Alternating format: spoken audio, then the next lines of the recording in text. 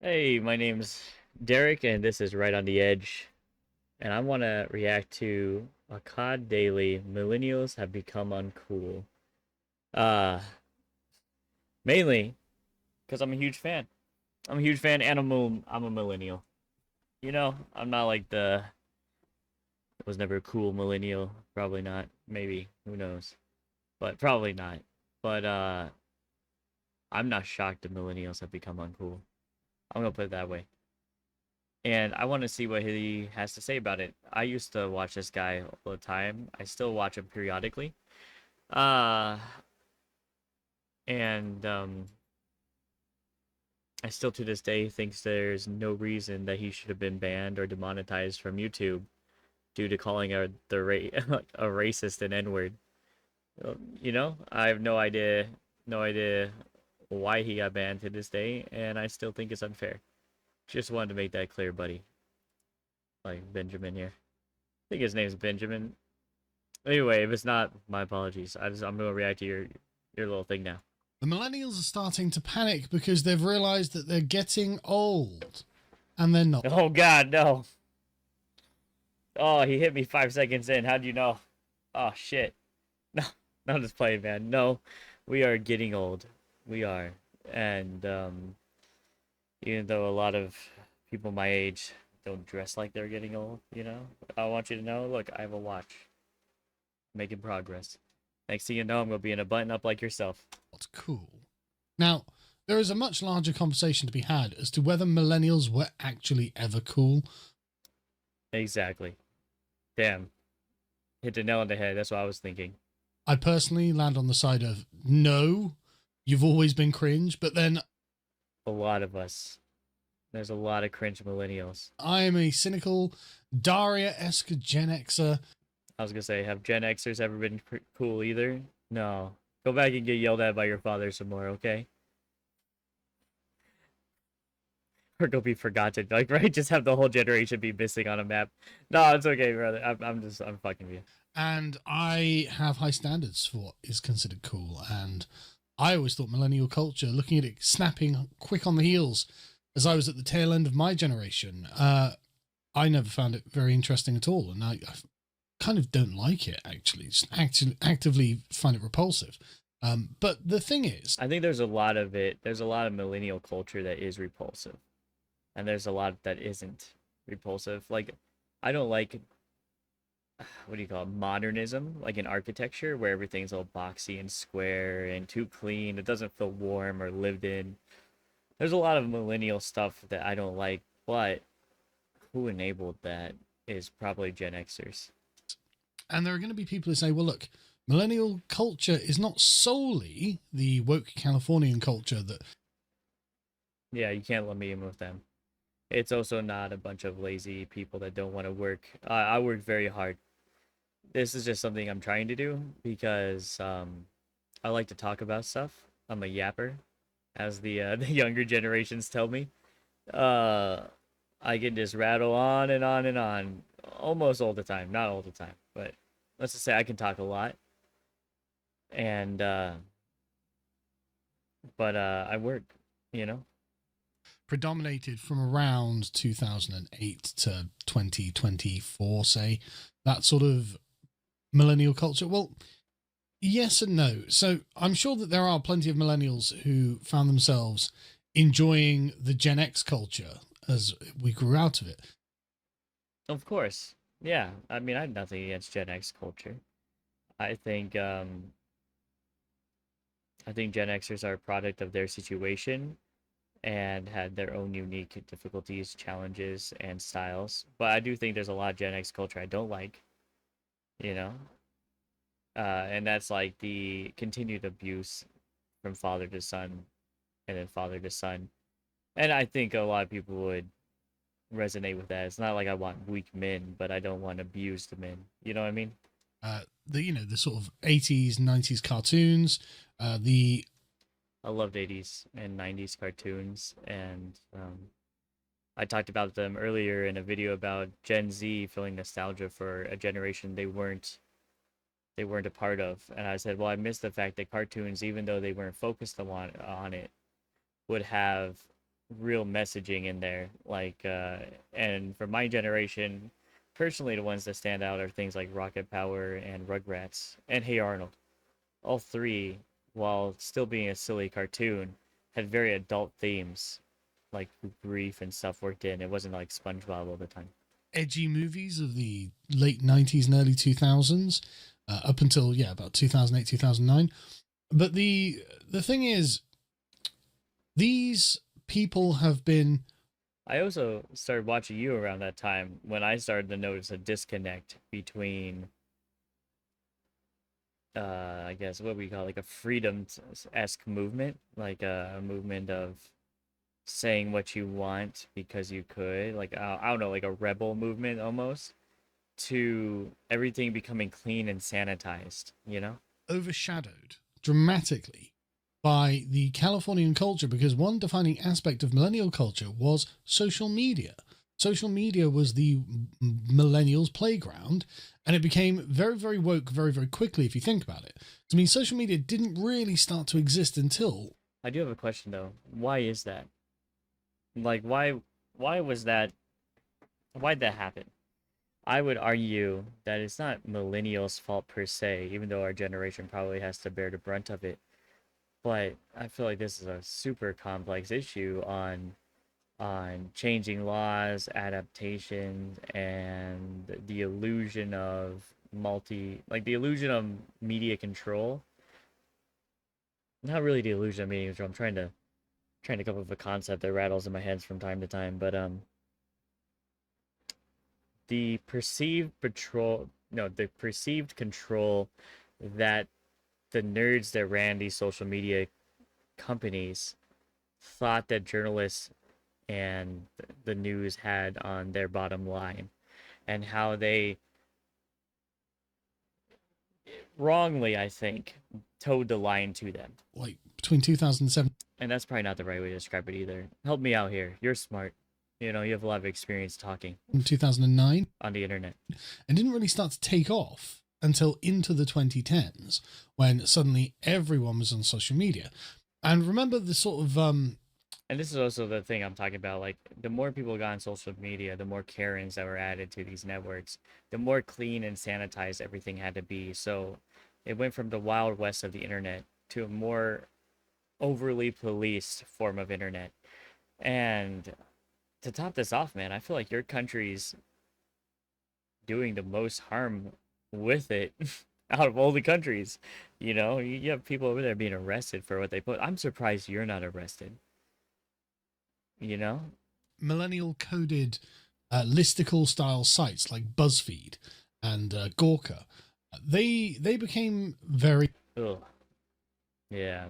BuzzFeed was like it started as something kind of fun, and then it just became like what, List and Tattletales, and Gawker was just I never that's not part of my culture. You know I have to accept it as like a millennial, like on the peripheries, but I never read a single article from that site. In fact, the only time I ever heard about site was when people like you were talking about it. uh, Vice as well, although Vice was founded by Gavin McInnes, but it only really took off properly with the millennials taking it over. I would also argue that Vice in its inception was okay. And like everything else, it just became that way due to whoever was running it or the finances. And so they developed their own style. But yeah, that's me trying to be fair, maybe too fair. You know, I'll give myself that. Maybe I'm trying to be too fair to them. They developed a very powerful, as in binding, common culture, and also they cemented the millennials as a generation of insufferable pseudo do-gooders. I agree.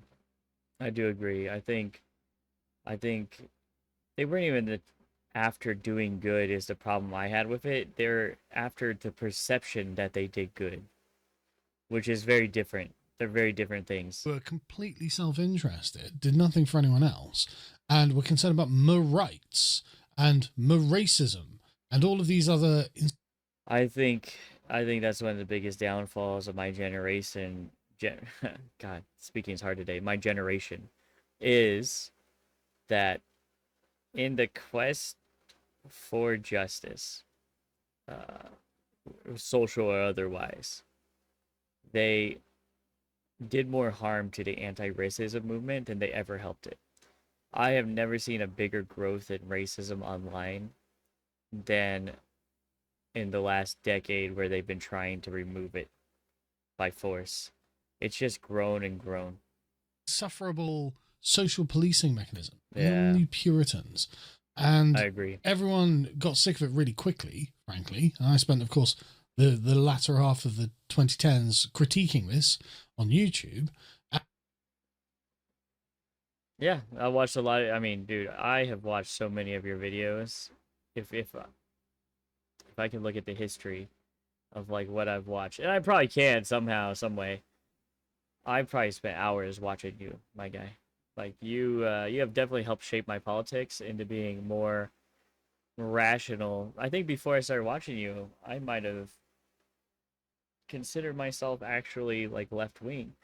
But watching your critiques of socialism and stuff like that actually brought me back to the center where I'm just what I would consider a rational person. And now the millennials have realized, oh, hang on, we're not cool anymore. And there's a younger generation who's coming up who are listening to people like me and not people like them. And we're kind of browbeaten by people like them and don't like the millennials at all.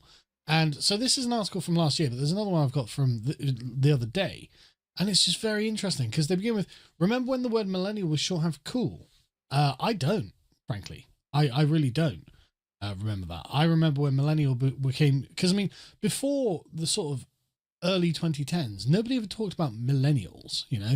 Like it was just not really a concept that was in the discourse, at least that I saw. And when it did come to predominance, it was screeching woke harpies and absolute soy boy. Yeah, I agree with you. It was in the sphere where every time millennial came up, it was exactly what you just said, to the point where I was like, man, don't let me in with those people, bro. Don't let me in with those motherfuckers. I think I even commented on one of your videos like, I see what you're saying, but man, don't let me in. But don't let me in with these Karens over here. Jesus Christ. So, frankly, I never thought the millennials were cool. Now, again, I just want to stress, I know that there are plenty of millennials who are not like that. Prove it. For name two. You can't use me. It's just that millennial culture got captured quite early on because of the centralization of the culture in California. The centralization of the culture in California was happening before that. It's just the massive spread of it due to population centers all having very liberal, like, I mean, very liberal, like, twist to them. And that shifted the conversation online massively to where people who were just what I would consider normal were like, dang, maybe I'm wrong, right? And to a point where it shifted culture. With social media and the kind of culture that California has cultivated, broadcasting that across the entire world. And so, sorry, I never thought you were cool. I thought you were cringe. In fact, look at the way that she describes her generation. For more than a decade, Fair, by the way. we were creatures of fascination. Our cohort, a byword for all things trendy. We were flat white drinking hipsters, avocado on toast eating snowflake. What does flat white drinking hipsters mean? I don't. Is that a coffee thing? But it's probably a coffee thing. Fans of rose gold furnishings and the inspiration behind a shade of muted beige. Hey, there's nothing wrong with rose gold, okay? Look, see that? It's a very classy watch, rose gold. I don't have my ring, but rose gold's fine. I'm allergic to actual gold, okay? So I had to, come on. Baby pink. None of those things are cool. As far as I'm concerned, they are all very negative stereotypes. And I don't know why you think. See, we were so. Besides the rose gold, okay, I believe you. I agree. Besides the rose gold, I agree. All right, go give that one a pass, just because So cool. We were avocado on toast eating snowflakes. That's not cool. I agree. I agree. That's crazy. Though we hadn't grown up online, we got our first mobiles in our teens. Well, I mean, probably. Sometimes, all right, if you're rich, are you crazy? Phones cost money. If you didn't have money, you did not have a phone in your teens. Probably true. Smartphones in our 20s, and we were the right age demographic for the launches and mainstream media, social media platforms, MySpace and Facebook, making us more tech savvy than our predecessors. Not really. I don't. Yeah, I was gonna say I don't. I disagree with that. I think people are as tech savvy as they wanted to be. So I mean, my mom went from not understanding the internet to being able to make web pages. Making I can't make a web page. you more internet savvy, yes. Internet savvy, yeah, definitely. But I'm not sure if tech savvy is correct, because in this era, the usability of technology became ramped up to make it normal for normies. Whereas my Generation X, we had to learn how the BIOS worked. We had to learn what the executive files that loaded up I'm gonna say on this next line, I do remember articles blaming millennial generations for like the banks crashing and global recession. Um, I saw a lot of articles like that where it's just like, what the fuck are we supposed to do about it, man? You know, we're trying to be buying houses and shit, but we can't. We're at the age to buy houses, but you can no longer buy houses PC unless you know get a good job and stuff like that. But you know it's unattainable for a lot of people. to get into DOS and then Windows were. You didn't have to go through that. That's not true. I learned DOS. I remember how to I had to get from DOS to Windows and then Windows back to DOS. But I'm probably at the edge of it, you know, to be honest. Like I was born in '90, so I probably like caught the tail end of it. Like I think the very next year after I learned DOS, they just got rid of it altogether in my school. And that's fine. It's totally normal. It's just you are claiming to be something that I don't think you quite are. But anyway, we couldn't afford houses because it was our own profligate purchasing of pumpkin spice lattes. We were also undeniably the hip young thing. I don't know about all that, but I do like pumpkin spice lattes.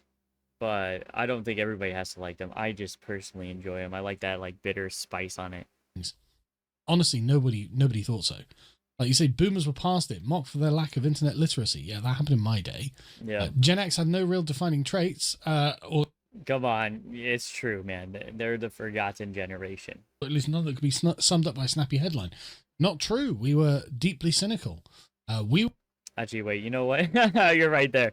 You're right. I was wrong. Yeah, you're pretty cynical. My uncle's Gen Xer, man. He's a good guy, but he is cynical of everything. were the people who were very tired of working in the offices, which is why if you look at the Matrix or Fight, Dude, I'm tired of working in the office. I'm just tired of working for people. I'm tired of making money for other people and getting paid like 1% of that. You know what I mean? Club or something like that. I mean, I'll do it because I want to make money. But you know what I'm saying? Like, The frame of them is always man in office wishes he had a heroic life. And yeah, that's that. I think that's trope, that story trope goes before you, and it will probably go after me if I was going to be honest there. That's us. We were the men in the offices wishing we had heroic lives. And you guys came along and made everything cringe. But I love this. For my 20s and much of my 30s, I experienced an en masse version of main character syndrome. Yes, That's on you as a person. I experienced an en masse version of side character syndrome. Like, you know, I was probably that dude that gets punched because you walked by me some wrong way and the punch was going to hit you, other millennial, but instead I get smacked by it. Like, I'm getting smacked by Carl Benjamin here, friggin'. That's his name, Carl. Anyway, I get smacked by this guy because of you. is very much. Solipsism is the trait that I would define Californian millennial culture with. Millennials were the stars, outshining our out-of-touch forebears. Okay, if you think so. Anything and everything we did was by default interesting and cutting edge. Now, the political radicalism was, I will grant them, interesting and cutting edge. I can't deny that I spent a lot of time talking about it. And it was something of the crest of a wave. The problem is, it wasn't good. None of this is actually very good. I mean, everything you've mentioned with pumpkin spice lattes and avocado, that wasn't cool. That was something millennials in their sort of self-interested bubble thought was cool. But the people above you in the age category, I also don't like avocado toast. I don't want grass butter. were looking down going, oh, this is embarrassing. And the people coming after you was listening to us going, look at how embarrassing these people are. And now they're coming up, and this is what this is all stems from. They're going, well, the millennials are cringe, browbeating wimps, frankly. And Sort of wimps, but I just think they cry too much, man. Like even this is like it feels like crying to me. so I first noticed the turning of the tide a few years ago when articles starting to appear detailing that the emojis that marked you out as a millennial, Gen Z, wouldn't be caught dead using the crying, laughing face, nor the thumbs up, branded hostile, nor the grimacing face. Green ticks are out, but the clapping hands, monkey cover, these were all staunch millennial favorites. Yeah, no kidding. And then the derision. I think it's weird. I think that's all weird. And like I just don't use very many emojis in general, so I must have missed this. Worsened. The term chuggy was born. Listen, Zoomers, I'm not a Zoomer. I don't know what this means. Encapsulating all that was deemed basic, try-hard, and outdated. Now that's interesting, isn't it? That's interesting. A list essentially comprising stereotypical millennial attributes. Basic, try-hard, and outdated. I like that. That's a good description of the millennials. And the thing is, they were in their own day. They were try-hard, and they didn't even realize, but outdated. Gen Z mocked us mercilessly on TikTok. All that had once made us trendsetters now flagged us as irredeemable losers. Now, the thing about the millennials, and the difference between the millennials and the Gen Xers in particular, is that the Gen Xers lived in their own opinions. Right? We actually didn't care what other people thought of us, our generation. We didn't really have a strong generation. I don't think because you had to care. I think to a certain extent, the millennial generation felt like they had to care for a bit because everyone was saying that we had to care, right? Your online personas, your everything, right? You have to put on the good, you know. I think there's like a culture behind it. Not that I think you should have cared. Like in the end, I grew out of that, and I was like, yeah, who the fuck cares, bro? Yeah, who the fuck cares? So, yeah, I'm not calling a pedophile a map. All right, I'll never fucking do that. They're a fucking pedophile. But there's so many people online who are like dancing around people's feelings and everything. I feel like that culture was there for sure. And liking Harry Potter is not a problem. Liking Disney's not a problem. Liking Friends is not a problem. It's the cringy ass behavior of these fandoms that's the problem. And don't fucking lie and say you don't know somebody that's cringy, like a cringy fan. Other millennial people that might watch this. Consciousness, because I think this really has to be part of the popular culture, and it just wasn't for the Gen Xers. The Gen Xers were looking into the future and going, yeah, I would really rather escape the Matrix, right? We weren't thinking about what other people thought. Not that I'm a Gen Xer, but I agree with that statement. I agree with it. Of us, because we were being ourselves with each other, and so we're actually very happy, to be honest. Even though we were kind of a latchkey generation, but the millennials are a very bourgeois culture. They care very much about other people's opinions, and you see this fracture very sharply along the lines of Gen X opinions on free speech and millennial opinions on free speech. For Gen Xers, Gen X really is a free speech generation. We think that people should just be able to say whatever they want, and who cares what people say? The millennials take everything that is said very personally, and they live in the opinions of others. The opinions, because of social media, and I'm sure this is a social media phenomenon, they live in the opinions of others, and the concern for what other people think and to be part of the in-group, this very feminine perspective, is very important to millennials, at least the Californian millennial. Thanks for differentiating us right there. Yeah, Midwestern millennial / Southern millennial like myself. Even though I do live in Washington now, we have very different opinions on this than our Californian brothers. Whereas for Gen Xers, we genuinely had a much more masculine, individualist, and dare I say, heroic outlook on the world. We wanted to escape the world in which we were trapped and do something that would be much more. I agree, and I actually don't blame Gen X for a lot. I think mainly it was the generation right before them, uh, that fucked over the world. But I think millennials played their own part in fucking over the world even further and faster. Akin to something you'd find in the Iliad than the millennials with their Harry Potter, as you can see here. Now, there's also another aspect to millennials which is definitely brought up here. Being an adult who liked Harry Potter, Disney, or Friends made you chuggy. Chuggy? I don't know what chuggy means. The answer is there is a distinct strain in the millennials, at least the Californian left-wing millennial culture, that doesn't want to grow up. Now, this was never something that Generation X had an issue with. We were very much, I'm going to get out of my parents' house. That was the first thing to do. Get a job. But when you were younger, get drunk, get a girlfriend, have sex. Like, actually move into adulthood, because being an adult was something that you wanted to be. Whereas millennials have always had this kind of attitude that it looks like they just don't want to be adults. Because really, there's nothing wrong with enjoying Harry Potter, Disney, or Friends, right? I don't think.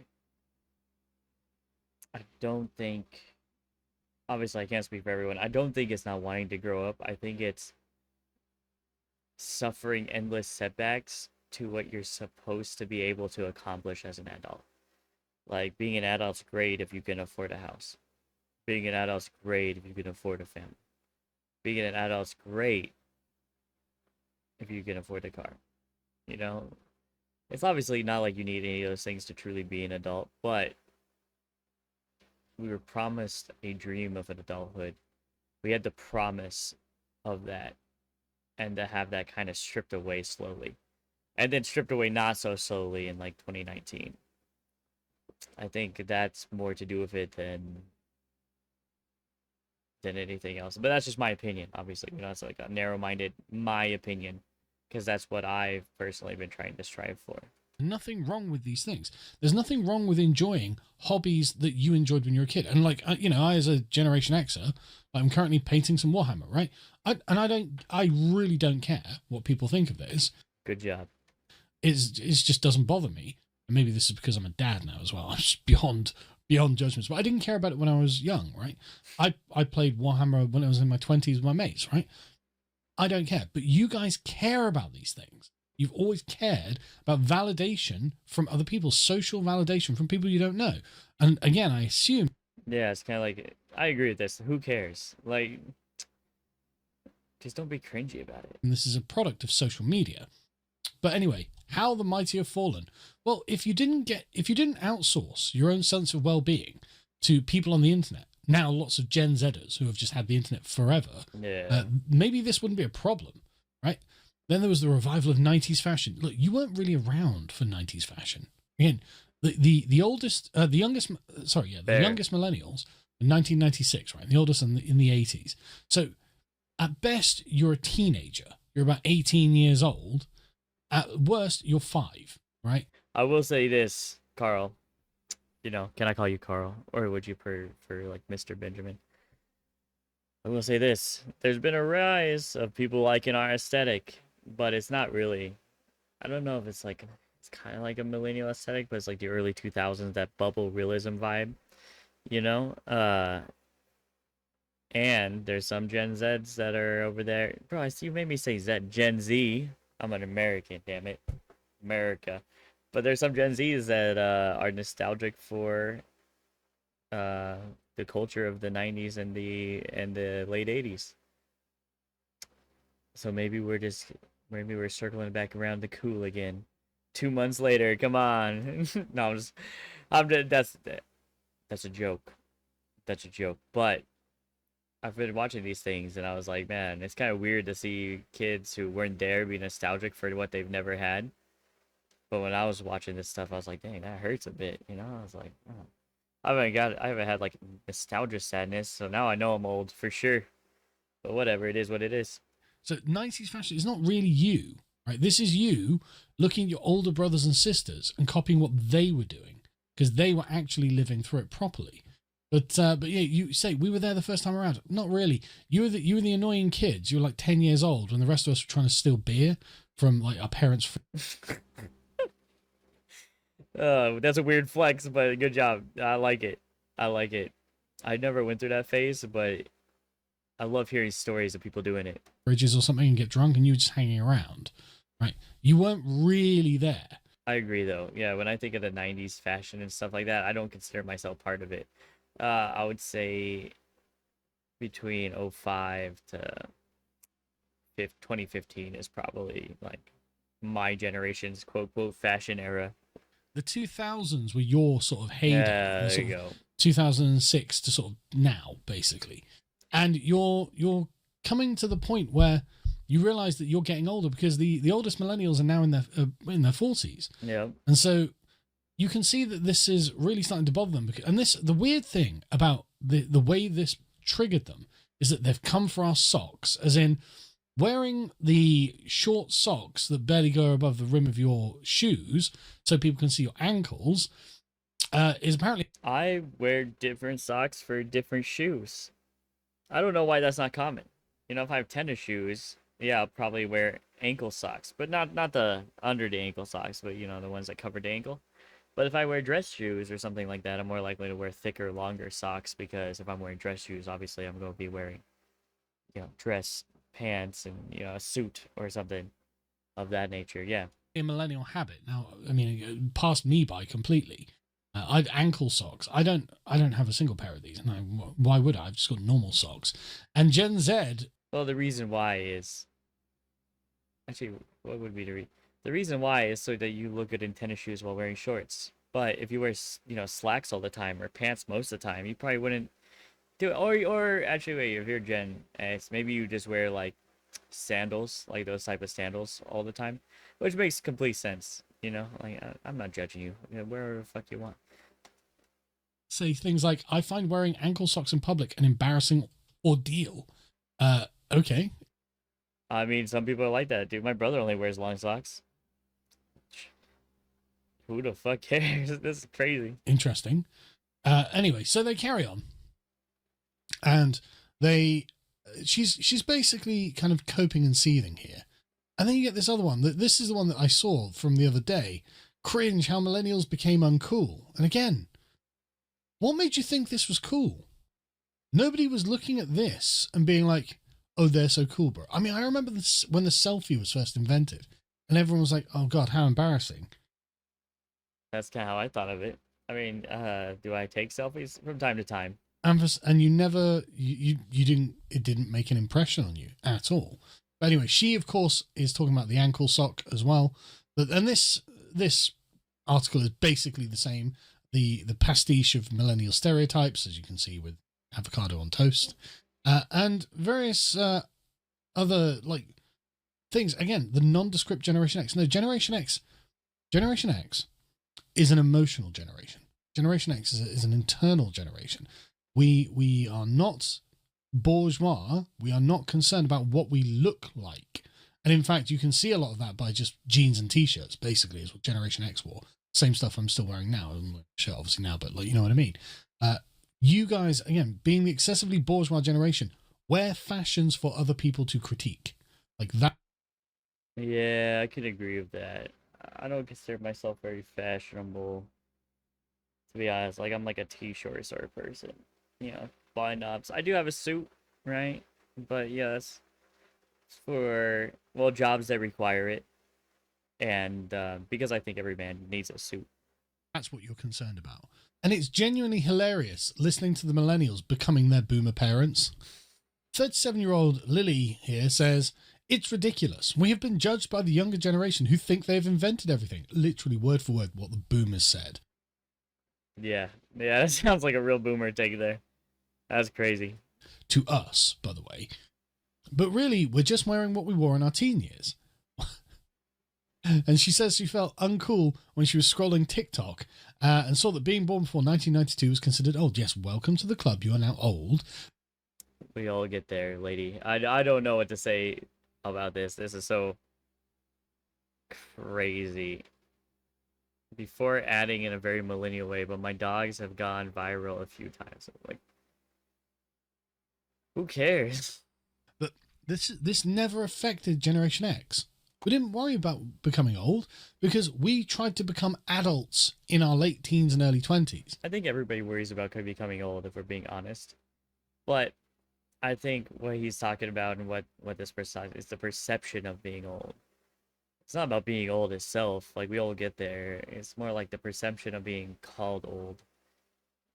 We're turning into boomers, being like, "Don't call me old. I'm still young. I still got it." And so I personally feel like I'm basically, on an emotional level, the same person that I was back when I was first getting able to buy beers, right? I don't really feel like I myself has changed, although I doubtless have. I feel like I'm the same person, but millennials seem to be trying to cling on to a particularly childlike aspect of their own consciousness. Yeah. And I've never envied it. And I've always found it kind of No, I agree. I think a lot of people are adult children, um, constantly looking for the affirmation of a parental figure. contemptible, to be honest. And it's this that I'm talking about, right? When did they become uncool? Well, many older millennials, myself included, were coming to the end of our party era around the time of lockdown. So, what, when you were 30? Yeah, how old is that? 30 something? You should already be out of your party era by your mid 20s, I'm thinking. 5. Like, I mean, the oldest millennials now are like 43. Yeah. So, a lot of you are going to be 35. You're still out partying at 35. Like, what do you mean partying? Like, you're going to nightclubs at 35. Like, maybe going to a bar with your mates, fine. Yeah, that's what I was thinking. I was like, a bar, some karaoke, but if you're still out partying and doing all that, it's creepy. Fine. You know, going to a party with your buddies at a house or something, fine. But like going to nightclubs and stuff, that's kind of cringe. Yeah. Like the idea of the party era into your mid 30s. Anyway, the pandemic changed all of that, and then Gen Z had taken over fashion culture with new trends. Oh dear, you've gotten old and you become uncool. Yeah. It's a hard life, isn't it? Yeah. It's a hard life. You know, I don't know. I think there's timeless trends that you should just adapt. Like, look at Carl here. Dude's older than me, but he's wearing a button-up shirt. I feel like that never dies. You know? Like, is he on the cutting edge of like whatever the newest fashion shit is? No, but yeah, having a button-up shirt's always going to be fashionable. But there we go. That's what happens. And what's interesting is that she can't help but notice that Generation X were never uncool. We've always been cool. It's true. It's totally true. Okay, man. Don't make me look this up. I'm not going to, but come on. Right. So Sam Harrington Lowe, the 55-year-old founder and editor of Silver magazine, says that we are Generation X is undeniably the coolest generation because we don't care. It's not whether you're... I think not caring is its own form of liberation, because then it doesn't matter if you're cool. Interested in, like, you can't be cool with the social validation of others. You have to validate yourself. Are you happy with what you are? Yeah. And then you have the self-confidence for other people to look up to you. And Generation X cultivated this. We couldn't help cultivating this, actually. And so we weren't a very materialistic or bourgeois generation. We weren't really interested. I mean, like, one of the main themes in Fight Club is the guy just buying stuff for his apartment. Even though he's like, why do I want this? Why do I need this? Like, Generation X had this kind of anti-materialism in it. One of the things, for example, that you didn't want as a Generation X is to sell out to a big corporation. They'll give you loads of money, but then you're not doing it for the love of the thing. You're not doing whatever you're doing because it's good in itself. Yeah, you're doing it for the money. But because you get paid for it. Yeah. And that was... I think, honestly, that's something that I wish more millennials would understand, is that your job doesn't have to be all you are, and you shouldn't have to love your job to do it. Like, sometimes I hate my job, man. Like, I just do it because it pays the bills. It was always something that really bothered me. That's why I've always that's why I've never done an advert for this channel or my Salgon channel. We do it loads of seaters because it's a business, it's not just me. But if for my Salgon channel and for this, I've never done a paid advertisement, because, and it really does come from my Generation X anti-materialism. I'm not I don't I wouldn't do it either because it probably wouldn't get the audience that you're looking for. I mean, maybe it would. I don't know. But it seems almost like it'd be like a failure to me, you know? Like, ah, man, I couldn't do it by myself. Had to pay for an ad, you know? want to do. It makes me feel gross, right? And look at Yeah, there this. you One go. millennial who doesn't care, and at least the opinion of this millennial is effortlessly cool as a result. So the Gen Xers are cool by this definition. There you Look, go. the millennials trying to glom onto another generation now. Is Daisy Jones, who studied at Goldsmiths. Cool. Goldsmiths is not cool. Goldsmiths is insanely woke, and it was where the was it Mustafa Bustar or something? The anti-white male woman. She put that on the map for many people. Writes for Vogue, also cool, absolutely not cool. Doesn't have a single brunch selfie or cute dog picture on her Instagram grid. No, neither do I. Yeah, that Says, makes sense. I'm personally of the belief that coolness doesn't come from trying hard or caring too much. Being constantly obsessed with what's on trend or how you're coming across, whether you're cringe or not, isn't very interesting to me. Well, that's nice, but that is not the case for most millennials. Yeah, no, I was gonna say that's how you should act, but I know a lot of people don't. And basically, what you're doing here is aping Generation X self confidence in an attempt to kind of get over the fact that the Gen Zers are just mocking you now. Oh, yeah, I don't give a fuck about those Gen Zers, so I mean,